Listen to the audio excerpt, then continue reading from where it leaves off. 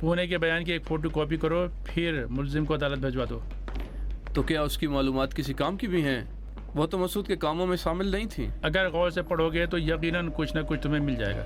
उसकी बातें डॉक्टर की सोशियोलॉजी की क्लास में काम आने वाली हैं। अस्सलाम वालेकुम सर, कैसे हैं वालेकुम आप? सलाम। सईद कहाँ है? रास्ते में हैं, यहाँ पर आ रहे हैं। कहा है सब यहीं पर रहें। सलाम वालेकुम मुर्तज़ा। वालेकुम अस्सलाम, कैसे मैं हैं? ठीक हूँ। क्या बताया उसने? किसने? पुणे ने। ये इश्क और मोहब्बत वाला मामला तो नहीं था? इंतकाम।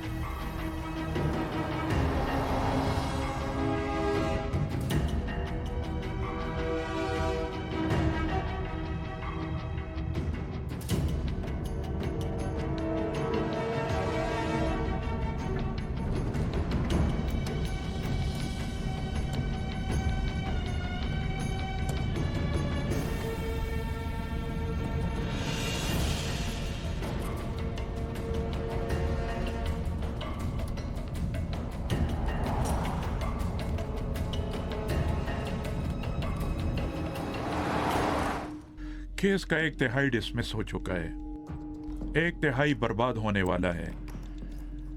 मसूद सबूही भी हमारी और हरीफ की नजरों में मर चुका है। इस्तीफान तक पहुंचने के लिए सिर्फ 2 रास्ते बचे हैं। शफकती यहाँ सरहद के नज़दीक है। वो इंतज़ार कर रहे हैं कि या तो उन्हें निकलने का रास्ता बताया जाए या कोई आकर उन्हें ले जाए। लेकिन हमारा मसला सरहद की इस तरफ या उस तरफ नहीं, अहम यह है कि क्या स्टेफन की टीम उनसे मिलना भी चाहती या नहीं। मेरे ख्याल में तो इन्हें गिरफ्तार कर लेना चाहिए। मसूद सुबही के साथ जो हुआ उसके बाद मुश्किल ये है कि वो लोग उन्हें क्लियर माने और उनके साथ मुलाकात रखें।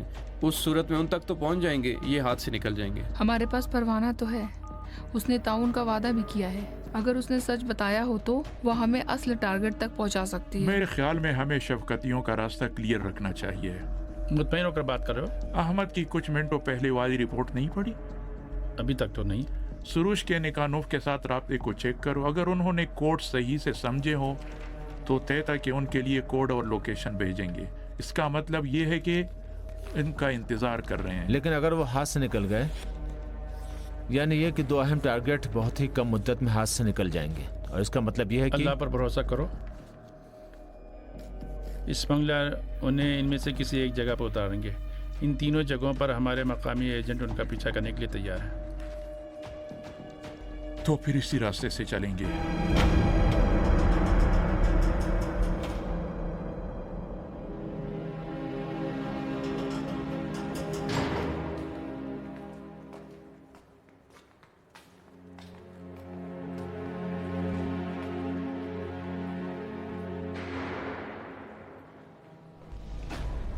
जब मुझे मालूम हुआ कि उसने बेवफाई की है, मेरे दिमाग ने काम करना छोड़ दिया। लेकिन मैं अपने आप से कह रही थी कि शायद मैंने उसे मोहब्बत में कमी की, शायद मैंने जिंदगी का ख्याल नहीं रखा।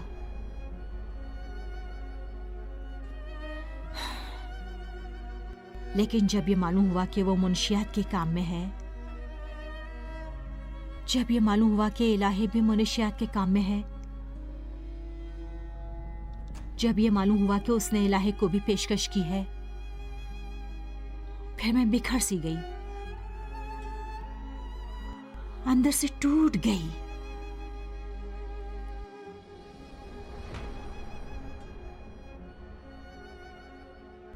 तुम्हारे ख्याल में मुझे उससे बात करनी चाहिए थी? मैं उसे क्या कहती? वो किस तरह मुझे काने कर सकता था? क्या ये मुमकिन है कि जो शख्स दूसरों की जान से खेलकर कमाता हो वो खुद को और बाकियों को काने कर सके?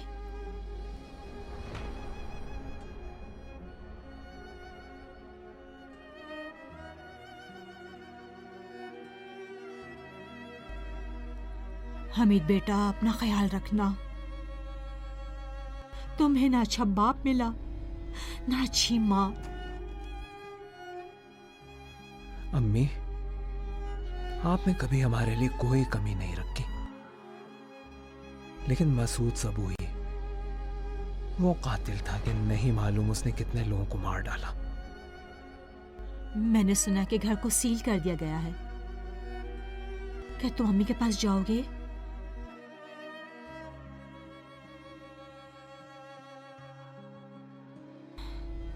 इलाही के बारे में कुछ मालूम है? जब तक केस अदालत में नहीं जाता उसे इंतजार करना होगा। उससे मिलने नहीं गए? नहीं जा सकता था अम्मी। जानता हूं कि अगर उससे मिला तो अपने आप को रोक नहीं पाऊंगा। मुमकिन है कि कुछ ऐसा कह बैठूं कि जिससे उसकी हालत और बुरी हो जाए। मैं तो चाहता हूं कि किसी वकील से आपके केस के बारे में बात करूं। मेरा हुक्म तो बहुत वाज़ेह है। क्या मतलब? अम्मी, अम्मी जान, मेरी तरफ देखिए। मेरी कसम, आपसे वादा करता हूं कि सब कुछ ठीक कर दूंगा। परेशान मत हो मेरी जान, परेशान मत हो।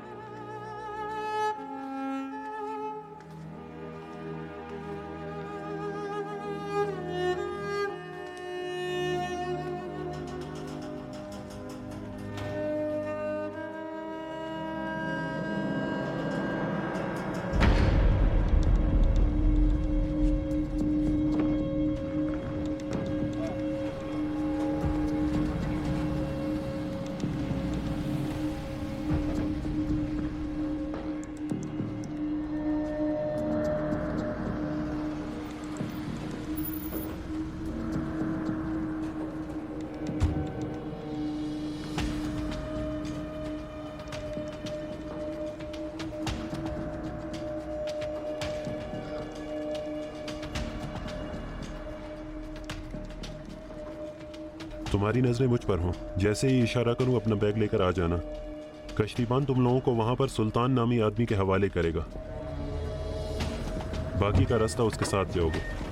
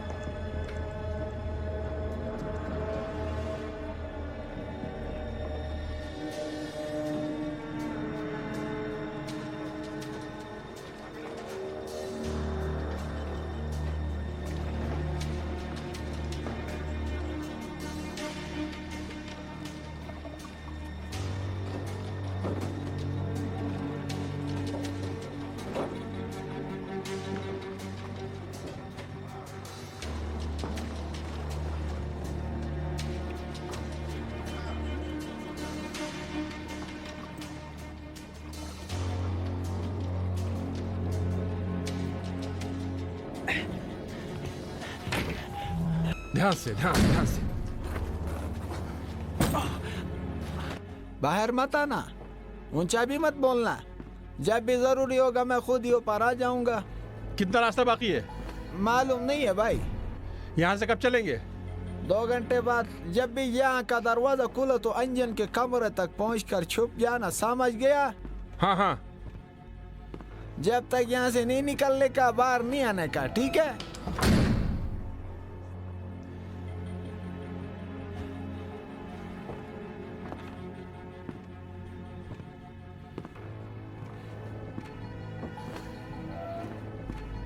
क्या कह रहा था? कुछ नहीं।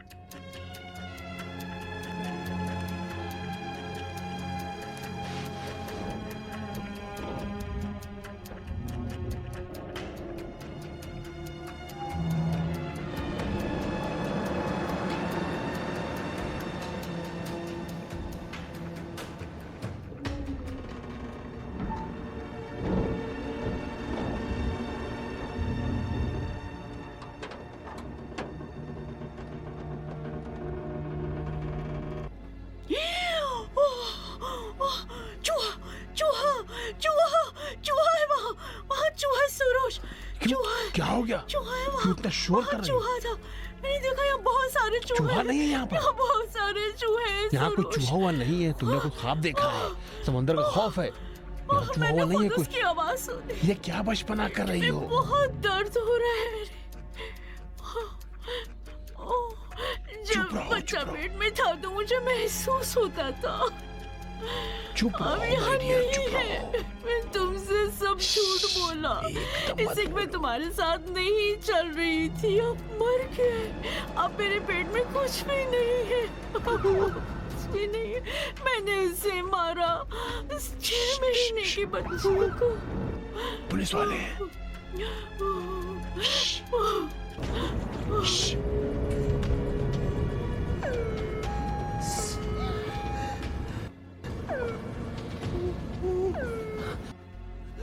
चुप रहो, पुलिस वाले हैं, पुलिस वाले। एकदम चुप रहना, बोलना नहीं एकदम। मुझे डर लग रहा है, मुझे डर लग रहा है।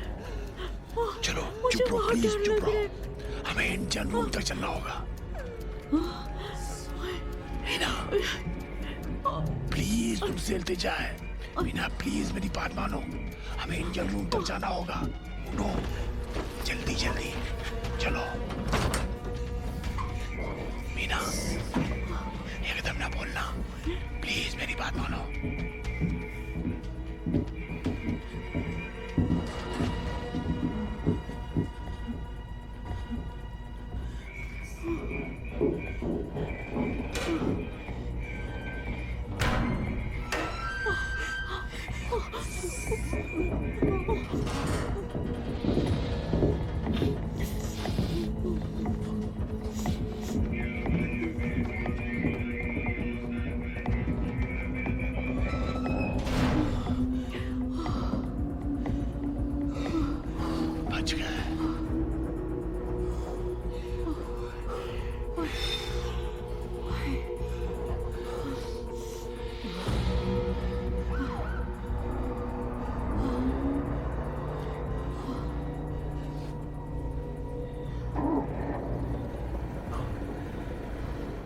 स्टार्ट कर दिया, अब चल रही है।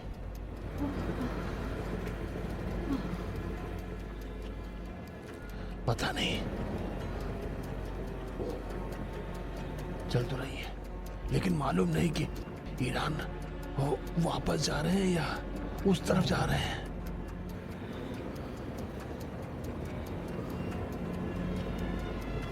देखो, अगर वापस चले गए और हमें गिरफ्तार कर लिया तो सब कुछ मेरे ऊपर डाल देना।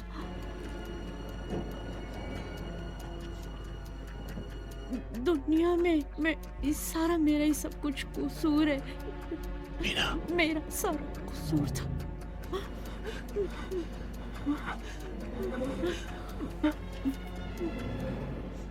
मीना, हम मरते तब तक साथ रहेंगे। इत्मीनान रखो, इत्मीनान रखो प्लीज। मीना, पुरसुकून रहो। मीना, मीना प्लीज हौसला रखो। मीना, सब ठीक हो जाएगा।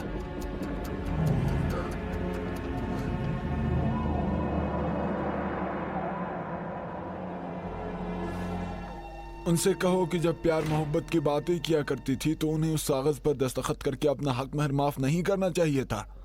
अब महर तो एक तरफ, एक रियाल भी नहीं मिलेगा। ये लीजिए।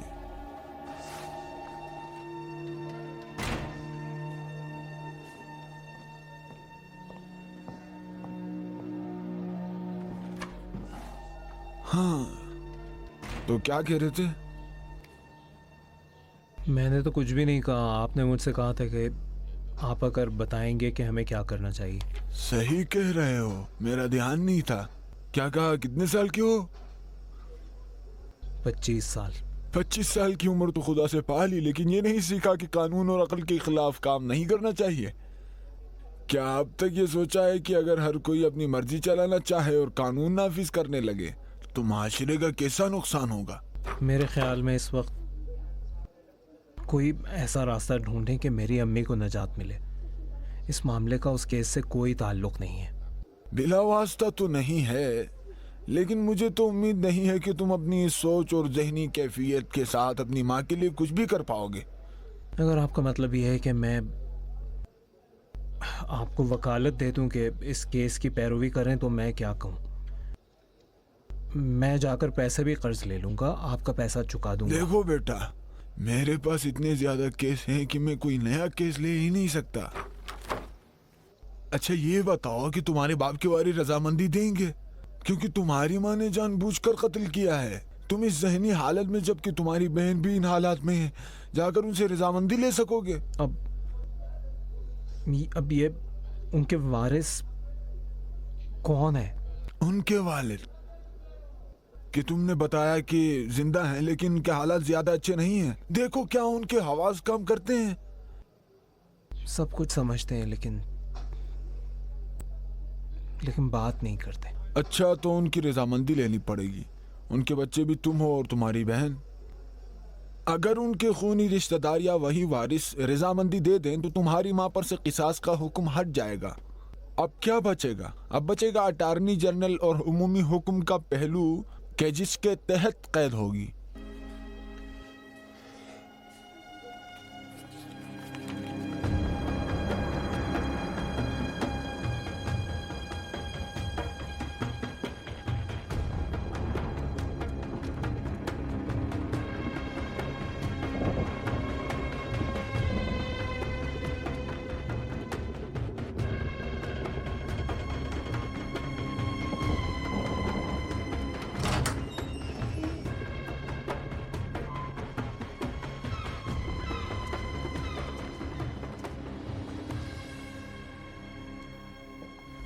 इस काम में रिस्क ज़्यादा है। इसके तमाम पहलुओं पर सोच लेना चाहिए। हमारे लिए तो मसूद सबूही का केस ख़त्म हो गया है, लेकिन अगर स्टीफन को अब भी उस पर भरोसा है तो अमली तौर पर उसका शफकतियों से रब्ता करने का इम्कान आधा हो जाएगा। मुमकिन है कि उसके आदमी मसूद के अतराफ़ में हो और अब तक उसे खबर मिल चुकी हो। कितने अरसे से हम मसूद सबूही की हर तरह से निगरानी कर रहे हैं? 2-3 महीने होने वाले हैं। 2-3 महीने होने वाले हैं। यकीनी तौर पर स्टीफन के आदमियों में से कोई भी मसूद के आदमियों से राब्ते में नहीं है। 24 घंटे की निगरानी करवाना भी कोई माकूल बात नहीं। अगर कोई होता भी तो अब तक हमारी निगरानी और ताक़ीब की टीमों को ज़रूर पता चल गया होता। अच्छा, तो फिर आपका मशवरा क्या है? हमें स्टीफन तक ये पैगाम पहुंचाना होगा कि मसूद सबूही का खात्मा हो चुका है। लेकिन अब तक शायद स्टीफन ये समझ चुका होगा कि मसूद शफकतियों की जान के पीछे पड़ा है। अगर वो ये समझ जाए कि इससे पहले कि मसूद सबोही हमारे हाथ लगता उसे उसकी बीवी ने कत्ल कर दिया था, यानी हमने उससे पूछताछ नहीं की और हमें शफ़क़तियों के बारे में कुछ मालूम नहीं, तो इस तरह शफ़क़ती भी क्लियर रहेंगे। माजरत के साथ, लेकिन ये जो आपने कहा ये तो नतीजा है, इसका हल क्या है? मसूद सबोही के कत्ल की खबर को आम करना पड़ेगा। फिर अखबारों में ये आए कि मनशियात का एक बनाने वाला अपनी बीवी के हाथों कत्ल हो गया, उसकी लाश की तस्वीर भी छाप देंगे ताकि बाहर वाले ये समझ जाएं कि अब वो ज़िंदा नहीं है। सरोज और मीना की तस्वीरें भी भगोड़े के उन्वान से छपवा देते हैं, टीवी की खबरों में भी चलवा देते हैं। शफकती काम के मायार के लिहाज से काम आने वाले लोग हैं, इस्तफान उनका पूरा ख्याल रखेगा। अलबत्ता सिर्फ वहाँ तक जहाँ उसके फ़ायदे को नुकसान न पहुँचे। अरे हाँ मुर्तज़ा, तुम कब जा रहे हो? जल्द ही।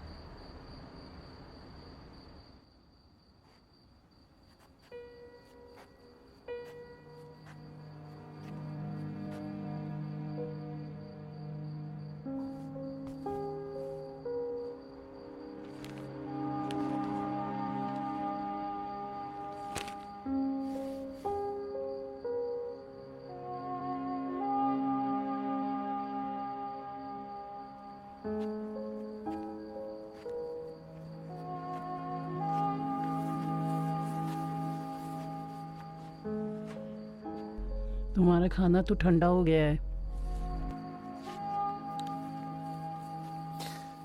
भूख नहीं लगी।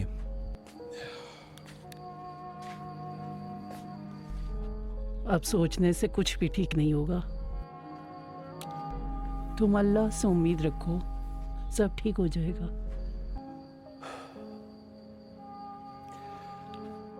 काश के मैं आपकी तरह होता नानी जान। मेरी जिंदगी अब इससे ज्यादा क्या खराब होगी। सब चीज़ों का हिसाब किताब होता है बेटा। इंसान जो भी काम करता है, अच्छा या बुरा, अपनी ज़िंदगी में उसका अंजाम देख लेता है। लैला ने भी बहुत बड़ी गलती की और उसकी सज़ा वही कैद है जो भुगत रही है।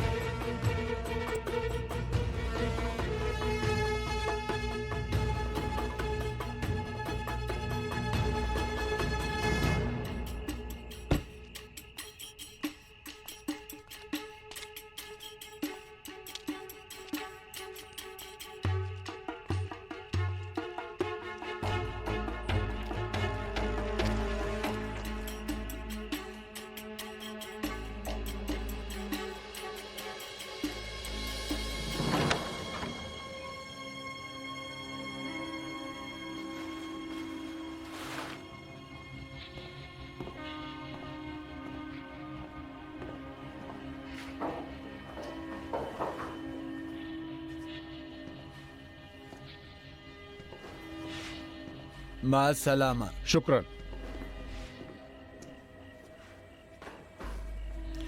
ये क्या है?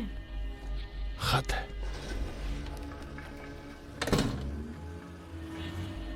ऊंचा पढ़ो, मैं भी सुनूं।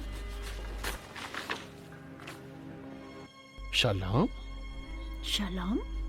मैं क्या जानूं, जरूर लगता गलत लिखा होगा। मेहरबानी करके यहाँ से बाहर मत निकलना जब तक मैं ना मिलने आऊं। निकानोफ। निकानोफ? क्या मतलब? यानी कब तक इसका इंतजार करना होगा? नहीं मालूम, अब ये खुद निकानोफ ही बताएगा। हाय, मेरा सर कितना चकरा रहा है। क्या कहा? मेरा सर बहुत चकरा रहा है।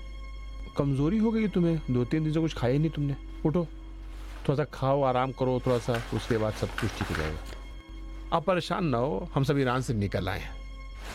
अगर निकोनोव हमारे लिए कुछ नहीं कर सका तो मैं ही खुद कुछ करूंगा। उठो। आखिर किस तरह से? उठो तो।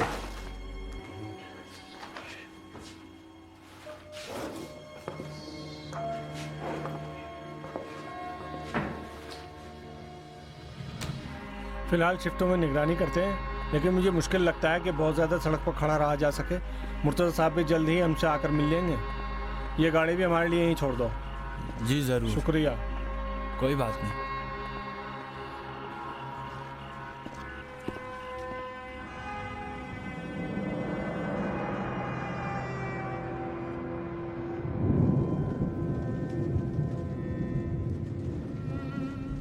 जज साहब, पेश की गई दस्तावेजात और जहनी और नफ्सियाती अदम तवाजुन की रोशनी में और वो मुश्किलात के जो मुलजिमा की जिंदगी में पेश आए, अदालत से दरख्वास्त करता हूँ कि केस में जिक्र शुदा कत्ल के इल्जाम के सिलसिले में मेहरबानी करके नजरसानी की जाए। बहुत शुक्रिया।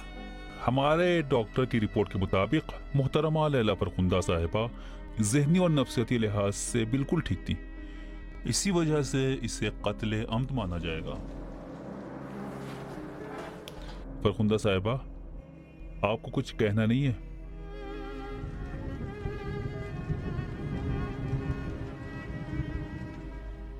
मसूद ने तो अपनी खुद की औलाद पर रहम नहीं किया। इसके बावजूद मेरी तो यही दुआ है कि वो तमाम खानदान के जिन्हें मसूद ने बर्बाद किया है उसे माफ कर दें। नहीं मालूम, शायद मेरा कसूर था कि मसूद इस राह पर चल पड़ा। आप क्या कह रही हैं अम्मी? क्या आपका कसूर था? क्या आपने उनके साथ कम सख्तियां देखी हैं? जनाब, पुरसुकून रहिए। जज साहब, मेरी अम्मी हमेशा उनसे कहती थी कि पैसा जो घर में आता है ये कहाँ से आता है। हमेशा उनकी तरफ तवज्जो रहती थी, मोहब्बत करती थी। कौन सा ऐसा काम था जो उन्होंने नहीं किया? उनका खुद दिल नहीं चाहता था कि सही जिंदगी गुजारे। उनका खुद का मन नहीं था। हराम के पैसे आ चुके थे उनकी जिंदगी में, उससे दिल हटाना मुमकिन नहीं था। इनमें से कोई भी वजह किसी को कत्ल करने की दलील नहीं बन सकती। प्लीज पुरसुकून रहें। पुरसुकून? पुरसुकून रहूं कि मेरी माँ खुद को मार डाले? अगर चुप नहीं रह सकते तो बाहर तशरीफ ले जाइए। मौत मसूद सबूही के लिए एक नेमत थी। अगर इससे ज्यादा जिंदा रहता तो सिर्फ गुनाहों का बोझ बढ़ता। जैसा कि साफ जाहिर है, सभी मकतूल से नाराज और कातिल के साथ हैं। जब वो मरहूम जिंदा थे तो आप कैसे उनके साथ गुजारा करते थे? हमने उनके साथ जिंदगी नहीं गुजारी। मेरी बहन घर से नाराज होकर चली गई थी, मुझे घर से बाहर निकाल दिया था। मेरी नानी उस घर में कदम नहीं रखती थी। और ये मेरी माँ का हाल है, हर वक्त हाई ब्लड प्रेशर, जिंदगी तबाह होकर रह गई।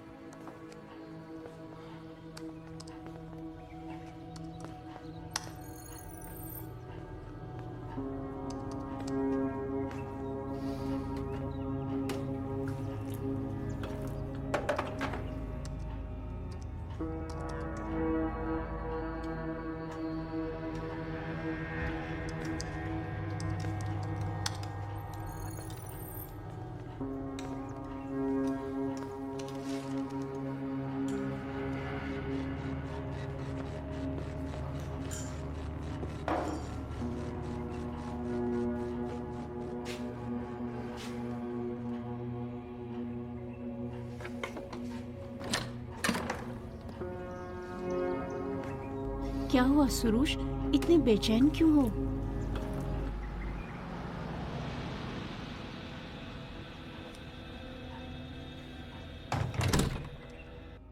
मैं सोच रहा हूँ कि अगर थोड़ा सा मामला और बिगड़ा तो हम बाहर निकल जाएंगे। बाहर निकले? हाँ, कहीं और चले जाएंगे। मसक कहाँ जाएं? क्या मालूम, मुझे लग रहा है कि जैसे हम जाल में फंस गए हैं। कौन सा जाल सुरुष?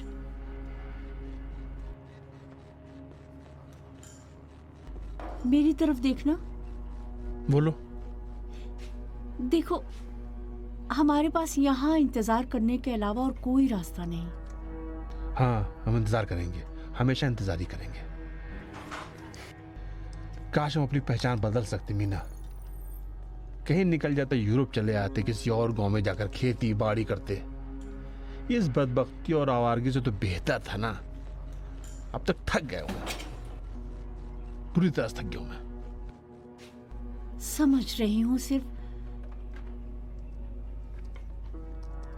थोड़ा सा और सब्र कर लो, खत्म हो जाएगा, सब कुछ खत्म हो जाएगा, यकीन रखो। माय डियर, हमें यहाँ 48 घंटे हो चुके हैं। समझ रहे हो इसका मतलब क्या है? बेकार, यानी कुछ भी नहीं, सब कुछ गड़बड़ है यहाँ पर। क्या मतलब कहीं ना कहीं गड़बड़ है? देखो सुरुष, उन लोगों को हमारी जरूरत है। हाँ तो जाहिर है, अगर ना होती तो खामखा मुझे और तुम्हें ईरान से निकालने के लिए अपनी एनर्जी तो ना लगाते। मेरी बात का जवाब दो। देखो, हमें एक और मौका उन्हें देना होगा कि हमें कोई और रास्ता दिखाएं। इसके बाद फैसला करेंगे कि हम उस रास्ते पर चले या ना चले, बस यही। तुम कितनी भोली हो। सूरज, तुम शायद क्या उनका कह प्लान रहे का हो? हिस्सा हो। किस चीज का हमें प्लान? मार देंगे।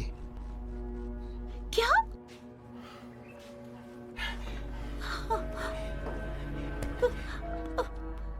सूरज, वो हमें क्यों मारेंगे? वो पागल हैं, हमें यहाँ लाकर मार देंगे, मतलब क्या? मुझे क्या मालूम? क्या मतलब कि मुझे नहीं मालूम? एक मिनट के लिए बैठो यहाँ पर। सूरज, तुम्हारी तो ये आदत है, बैठो तो सिर्फ मेरी मुखालफत ही करते रहते हो। बैठो। आखिर इसकी कोई मंतिक नहीं कि वो हमें क्यों मारना चाहेंगे? मुझ पर भला? भरोसा करती हो? हाँ। एक मिनट के लिए देखो। किसको? ये फोटो देखो। क्या? ये तस्वीर पहले नहीं दिखाई थी ताकि तुम परेशान ना हो। क्या मतलब? क्या मतलब? हकीकत को कबूल करना ही होगा। तो फिर मुझे जल्दी क्यों नहीं बताया? सुरुष, ये तो यानी वो नहीं चाहते थे कि हम ईरान में पकड़े जाएं ताकि उनकी मालूमात इफ्शा ना हो सके। हाय हाय हाय हाय हाय हाय, उफ उफ।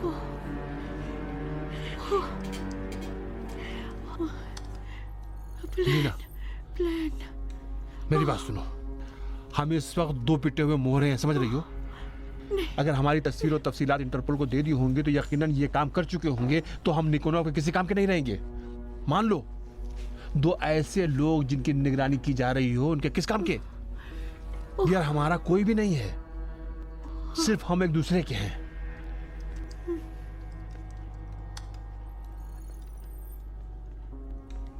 मेरी बात समझ रही हो ना? अब परेशान होने की जरूरत नहीं है, कुछ ना कुछ करते हैं।